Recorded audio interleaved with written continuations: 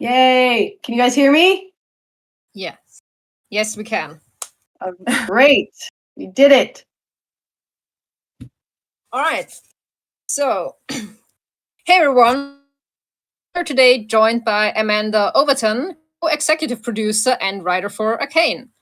How are you doing, Amanda? I'm doing great. It's a wonderful day here. I apologize if I'm a little hoarse. I've been sick all week, but I'm finally feeling better, so I'm excited for the long weekend. Oh, yeah. I hope you can recover well there.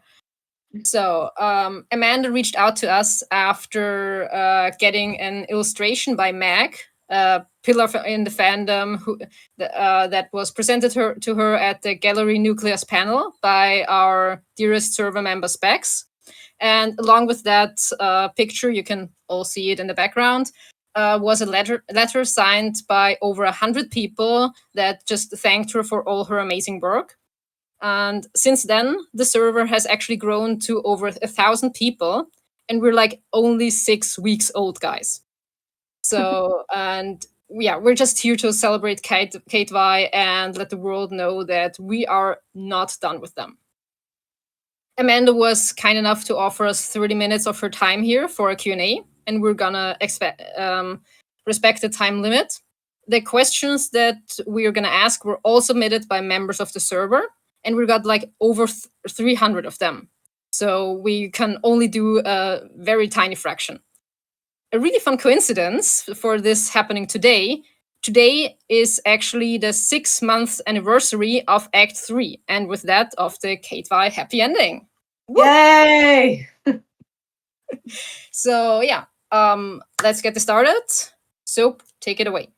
Yeah, okay. So I mean, the reason that we have connected is because of this art piece. So immediately we want to know a little bit more about your feelings on the art piece and what that was like to receive it and see the letter. So you mentioned your family and friends. So what have all those reactions been like? It's like surreal, you guys, because I've never had a picture drawn of me before. Especially about Caitvi, they're so near and dear to my heart. I started working on this project over 6 years ago, and spent like 3 years working on Arcane of my life, and then that was 3 years ago that I finished working on it. So it's just been with me for so long. I had to keep secrets from everyone for so long. My therapist mentioned one time in a session, she's like, you talk about this Caitlin and Vi like they're real people. And I was like, is that a problem? That's my job. So, they've just been with me for so long, and we never expected the support and love from the community that we got. We were just making something that that we liked, that meant something to us, that was special to us. And the fact that it's special to so many people now, and that we get to share it, and that people are making art from it, it's just so meaningful to see what other artists have done and how they've been inspired by the show and how they're trying to write again. And people tell me all the time they're starting to write again, or the story, has inspired them to do something else. And when you write something that inspires people to create communities like you have done, I think that's what gives art meaning, and that's what's been giving my life meaning. So I can't thank you guys enough for doing this. My family was in town it was Mother's Day last weekend for us, or when the Gallery Nucleus thing happened, and so they were in town for that. And my brother saw it, my parents saw it, everyone saw the art, and they were like, oh, wow. Like, I just don't think they understood.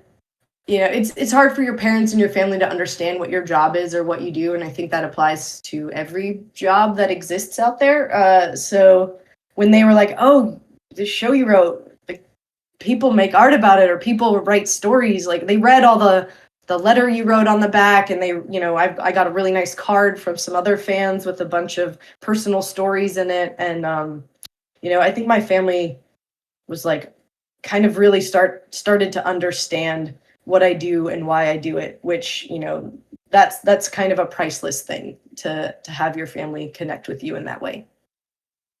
I mean, it was an absolute honor for us to work together as, at the time, a significantly smaller team to make this happen. So we are just obviously so touched at your own reaction to it.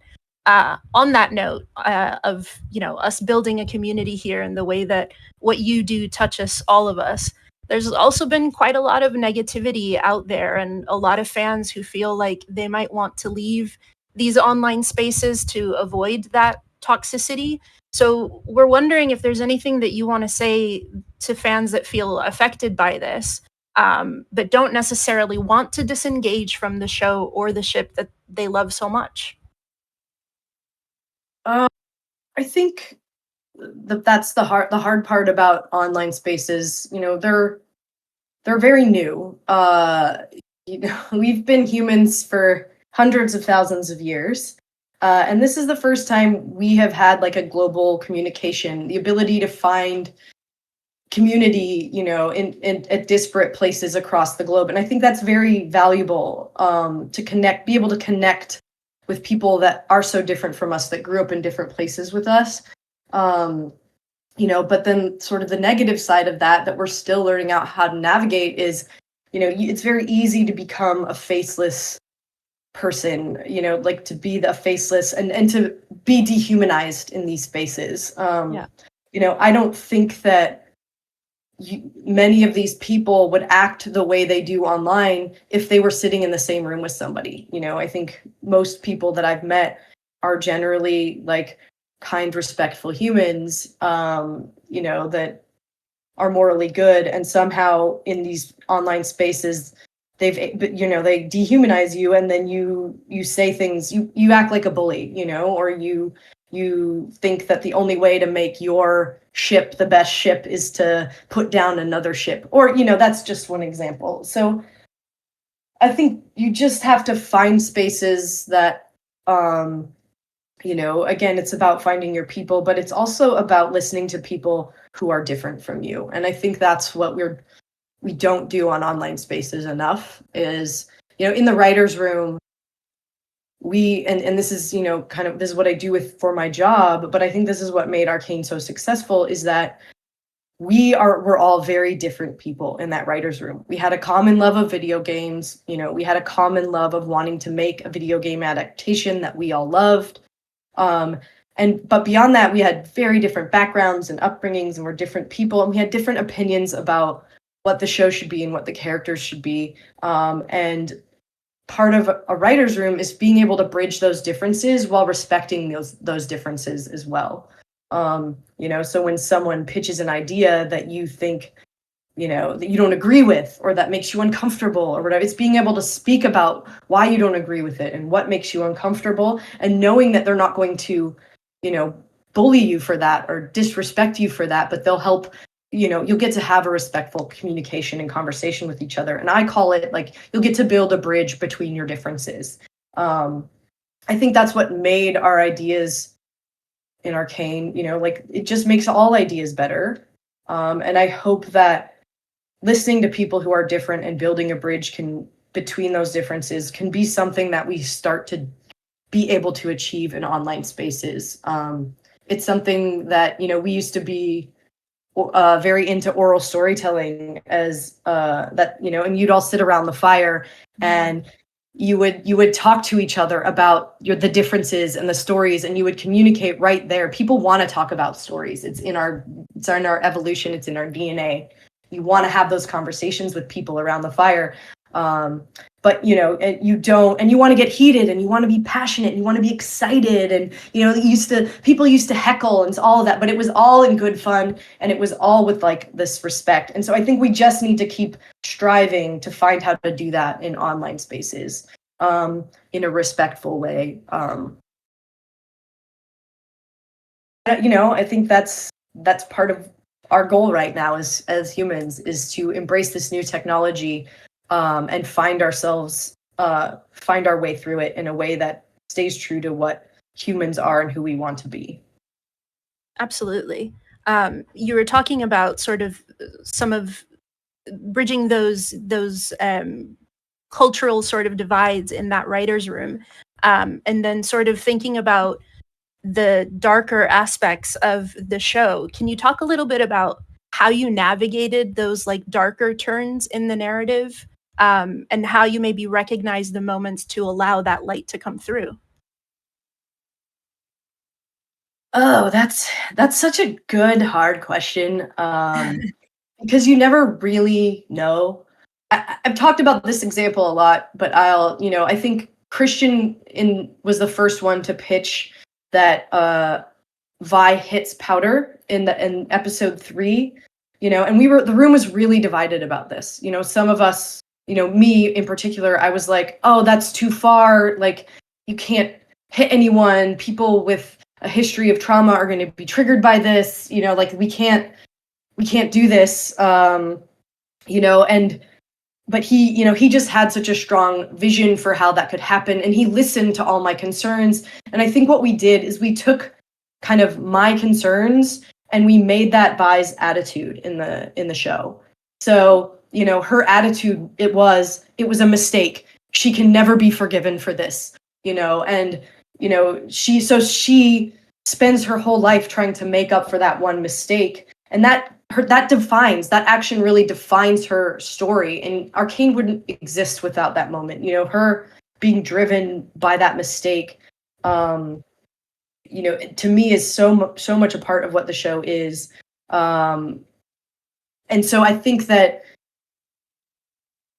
we just, and that's a hard thing to talk about. It's hard to talk about whether a child should hit another child the way that she did.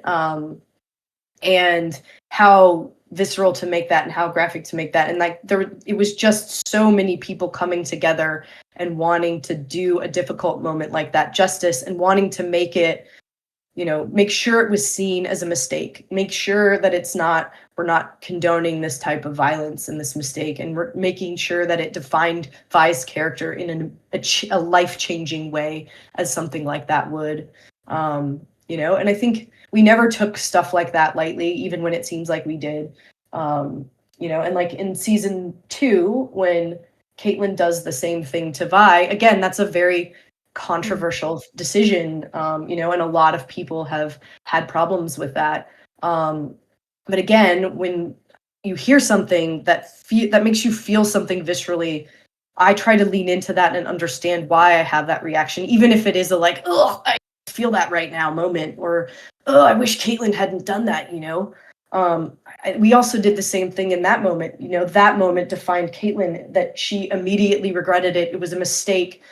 And I think for us, Vi seeing another good person in her mind, Caitlin, who she was, make the same unforgivable mistake that she made her feel less alone in the world. That's where we were coming from it as. And as long as Caitlin, again, always recognized that mistake, we were telling stories about deeply flawed people who made mistakes, and kind of were able to, the questions we were asking is, how would they be able to live through these mistakes? How would they let these mistakes define them? Could they power through them? And we had to take controversial, dark topics and kind of dive into them in order to really answer those meaningful questions. I mean, and that's what I think has made the show such a success, right? Like being able to just jump into those complexities of these characters. Diving a little bit deeper into Vi, during her pit fighter era, did you envision her intentionally recreating the prison environment to punish herself? Was it more to kind of feel a sense of safety and familiarity?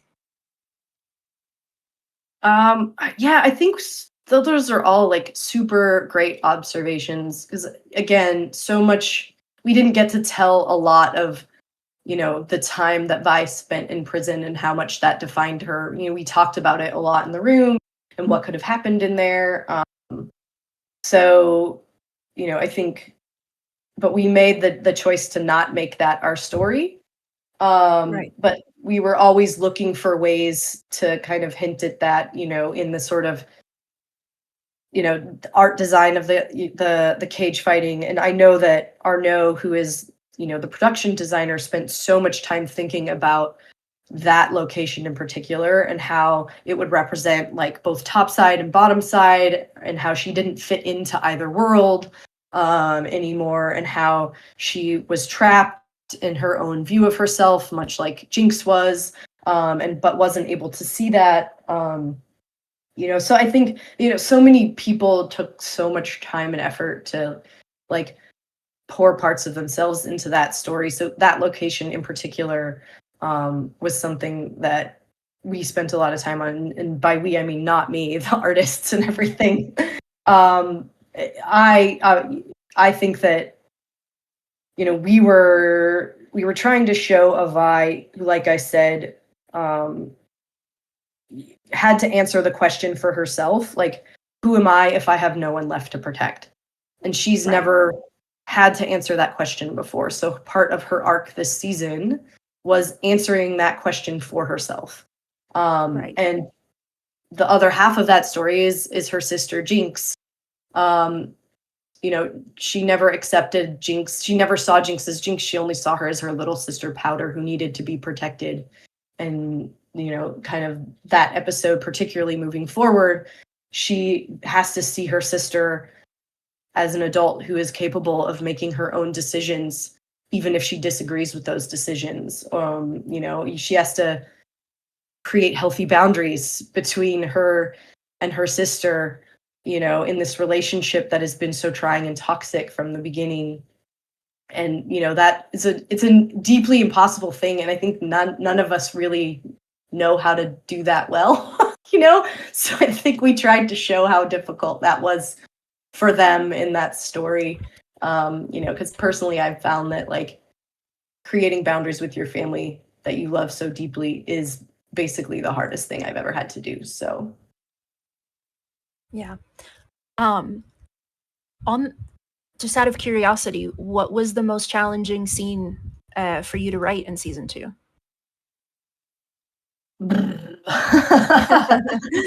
If you want my honest answer, yes, it was the Mel scene where she meets. Please, we love Mel. the Mel scene where she meets LeBlanc for the first time. We rewrote that 500 times because it was so hard to make something both emotional and connected to her character, but also so expositional about lore in the wider world that we hadn't really built into the show yet. So that was just a logistical challenge, which I am not sure that we even succeeded yet, but it looks pretty. Yeah, and you do understand what she says. So I know that we are kind of coming close to it, so I'm going to ask you one more question before I hand it over to Stumble. In 40 years, when you look back on your legacy, what would you like people to think about the mark you left in the world? Ooh, I already really touched on this, but I hope that if you look at my work, you see someone who made a place where people could have discussions about who they are, where people could find similarities in their differences and bridge differences, and where people who have considered themselves different from the mainstream or the status quo, for me, it's being gay and a woman, they're able to find a place for themselves in the world. I always tell people I'm writing things for my 16-year-old self to make sure she felt less alone in the world. And I think Arcane has done that. I think I would have loved to watch Arcane when I was 16. I think it would have been it would have helped me understand myself. It would have helped me find community that was into the same things I was into, because I really struggled to find those things when I was younger. And, because I loved video games and I loved comics and everyone called me a tomboy when I was younger. And I was like, oh, can't I just be a girl who likes these things? So I hope it's that, and I think that's the reason I'm making art. And, I think inspiring people to make their version of art and tell their stories as well, that also adds to that, is all I could really hope for. Stumble, I'm going to throw it over to you for some rapid fire questions Right. now. You ready? All right, I'm not a witty fast person, but I will try my best. It's okay.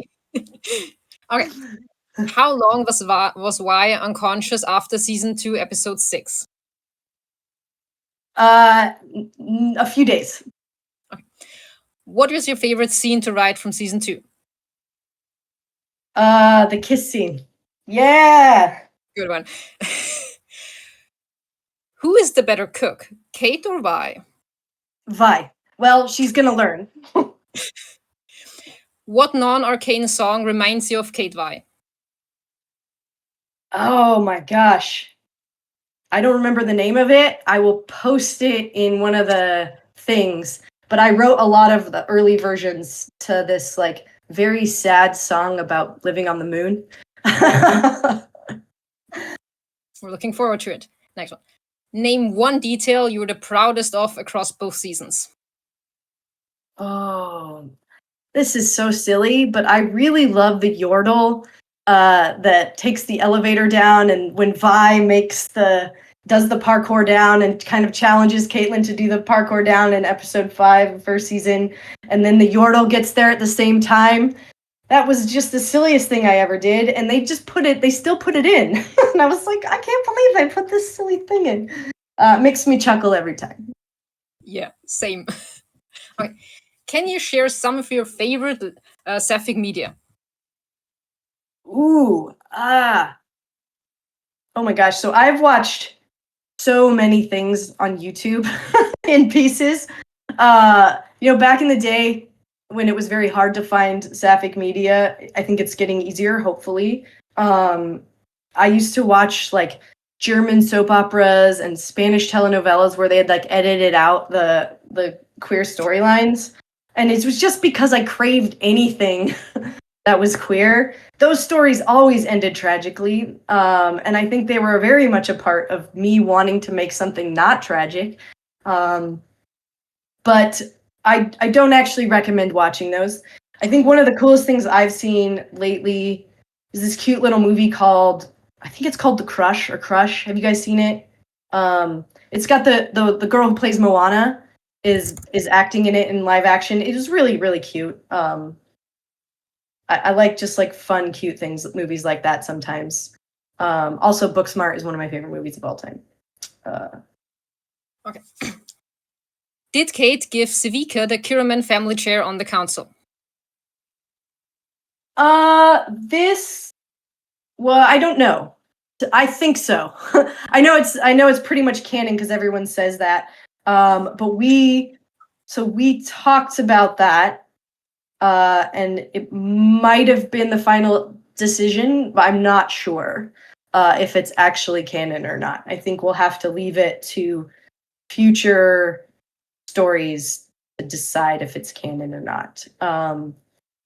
I like to think that they just finally decided to include the Undercity, and it wasn't it was more of a collective decision, and it was like, this needs to happen. Let's make space, as opposed to like Kate just giving it to her. But that, again, I don't know if that's canon or not. All right. We know that you love D&D, so very important question. What classes and alignment would Kate and Vi be? Yeah. Okay. I mean, Caitlin is, despite what happened in season 2, I do think she's lawful good. And I think Vi is chaotic neutral. But also she's probably chaotic good. Honestly, like, I think she's chaotic. She's chaotic good, and as well. That's a tough one. Let's think about that more. We should pitch on that. What classes would they be? I mean, Kim isn't. Vi's got to be a fighter, right? Or a what do they call it? Berserker or something? Berserker, barbarian. Barbarian, maybe a barbarian. And maybe what's the archer one? Like Ranger. maybe that's Ranger. Maybe Caitlin could be a ranger. I'm not sure. That like I could see her really having affinity for animals at some point. Yeah. That's fun. That's a fun question. The chat loves it. So, is Lumen listening? Oh. Is Lumen listening? I hope not. What do you mean the management team, the board upstairs, are they listening? I mean, who knows? Yes, we Yes. also love Severance here. Let's hope not. Can you give us a creative prompt for artists? That's a good one. I kind of feel like artists should draw what like sparks their curiosity, because I cannot draw at all. So I'm like, ooh, if you can draw, like, you should do what you want. But yes, I always appreciate, like, because we didn't get to show very much of it in the show. I always want to know what happens next with Caitlin and Vi. What happens when they get to talk about all the things they did that we left unsaid in the show. How are they react to each other? Like, what are those quiet conversations by the fire going to feel like? And how are they going to like build intimacy and closeness when there is not a life or death crazy situation on the line? Because we did not get to show that at all. Okay. Two more. Another time question. How much time has passed between Killing is a Circle and the start of Dirt Under Your Nails? That's meant to happen very quickly. So I know a lot of people are like, oh, it could have taken weeks or whatever. No, it was basically meant to be sort of like the next day. I think these are questions that Fortiche answered very specifically, and they know the exact answers. We always talked about, would this happen immediately or would this be delayed? Why? What is the benefit to one or the other in the story in the writer's room? And then it was up to Fortiche to sort of create the timeline and then use that timeline in the art. So again, like Vi's recovery was pretty quick, a day or two. That war happened almost imminently, within a few days, a day or two, because we felt like it had more stakes if they were not able to prepare for weeks or months. If they were caught on their heels, if they had to like sort of organize and clamor together and like make do with what they had arranged. And that's why you see like Zon people wearing enforcer uniforms, because that's what they had. That was the armor they had. It wasn't like they were going to go out and create all new armor and stuff. So that was sort of the idea behind that. But I don't know, again, Fortiche has the exact timeline. So now, most important question: are you still fantastic? Yeah. Oh, I'll tell you guys a story about that. So I was involved in all the writing and supervising the animatics for season 2. But then once the animatics were locked, I was not on the show anymore. So and there was all temp music in the animatics for more or less, and they write all the songs for this. So then Christian went off and did his magic with the artists to write all the songs. And maybe like 2 years later, he sends me just a clip, just like nothing in the email, just a clip. And it's the sex scene animated with which I had only seen at storyboard phase, with the still fantastic, like King Princess song in it. And I was like, you got King Princess? What? It's animated? What? He just always would do shit like that. And I was blown away by how good it looked and how cool the song was, and just how exciting everything was to come together. And I'd like been a fan of King Princess before that, so it was so awesome to get to see like such a passionate, emotional song written by another queer person for this queer moment, like that was never been seen before, that we had talked about for 6 years, but like since the beginning of the show, we had talked about that moment, and how we would, earn it and stuff. So I think, and what we would show and how we would show it and how we would stand out and how meaningful it would be to the show and the arc of the characters. So like, it was just so cool to see it finally, finally real. Yeah, I can only imagine. So we are already past half past. How are you feeling? Energy, time wise? Good. Maybe if you have like 2 or 3 more questions, we can do that, and then I'll have to hop off. All right. So do you wanna do 1 or 2 more? Yeah. I'm gonna ask something just based off the message that you sent. You talked about like impacting metrics in a positive way as one of the things that fans can do to influence the decisions of the decision makers, essentially. Can you share a little bit more about that? Obviously, with this movement, that's exactly what we're trying to do, trying to drown out that negativity and be louder, because we are more than that negativity. So, yeah, just wondering if you had anything else that you might want to say on that. I mean, like, so here's the thing: everything is metric driven now, and I've seen some of the way they collect their numbers. Not that much, because keep that, when I say they, I mean like streaming companies, networks that are keeping track of this, that are in charge of greenlighting things. And they do look at like volume and numbers, of people, times things are watched, times things are seen.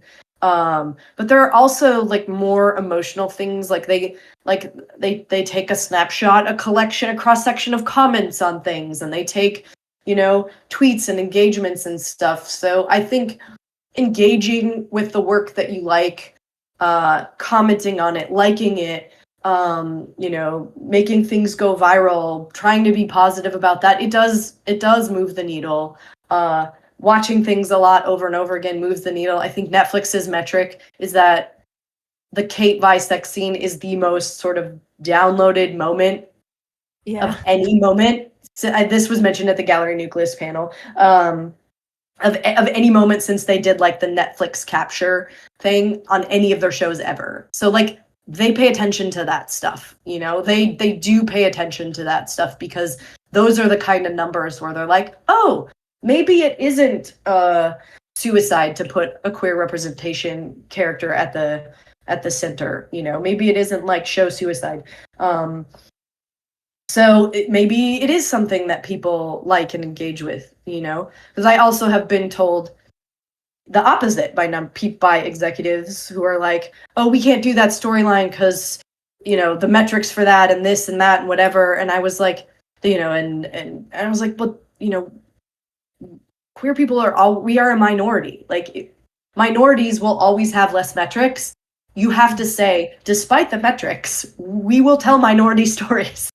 That is just a thing that we need to start doing, for executives. And, I hope that we can get to that point where, yes, the metrics are important and looked at and we engage with them, but also we will have people who say, these stories are important despite the metrics. Yes, you can do that, and I think it's just going to be a negotiation always, unfortunately, and a finding a balance. I'll be like, oh, well, I will tell your majority story if we can also tell the minority story in this, and we can get both audiences.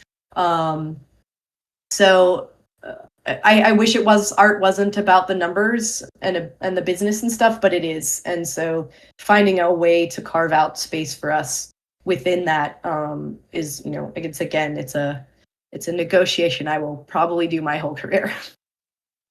Thank you. Last question. In the last episode is the first time that we hear Caitlin call Vi Violet. Can you talk to us a little about the decision that you made in making her call her by her first name? I mean, yeah, I think we just wanted to show growth in the relationship. and that she had trusted her to tell her her full name, and that she had, had come to, kind of feel that closeness and respect to call her that. I think it's also just nice to hear, because we'd always called, with the exception of the few times Powder Set called her Violet, or when we mentioned Vander's name, I think it was because we told the story of how she got her name with Vander in this episode and how like tied that was to her and her family. We wanted to make it clear that Vi had found a new family in Caitlin. That's beautiful. Stumble, I'm going to hand it back to you for just closing off. Yeah. Well, thank you so much for joining us today, Amanda. Before you go, we have on the server created a special channel called Thank You, Amanda, where members have just dropped personal messages to you because we didn't want to read them out for the Q&As because people were sending it in there too. And it's closed now, it's private, so only you can see it. And you can check it whenever you want, if you want. It's completely up to you. It's there for you. And Thank you so much, everyone. I really appreciate, all the time and energy you put into this. It's very valuable to getting to make the art that we want and create the community around that we need. So yeah, again, thank you so much for everything, for coming here, for everything that you have done for Caitlin and Vi. We'd love to have you back anytime and are really hopeful that with our combined effort, we will get some good news in the future. Who knows? We don't. No one knows. But we're no comments. Yeah, of course. Yeah. All right. Thanks, everyone. Have a great day. Have a great weekend. Take care. Thank you so much, Amanda. Bye-bye. So for everybody in the server, I do want to share some news, which is that we've got some big changes coming. You will potentially have already seen a couple of new channels. We are recruiting for roles of pod leaders to help us lead the way on some of these initiatives that obviously Amanda finds very important. So please check the resources channel. Because there's going to be an application there for a couple of roles for people that want to play a bigger part in this. More changes are coming. Thank you all so much for joining and being here. And yeah, if you have any questions, just ping us. So, how is everyone feeling?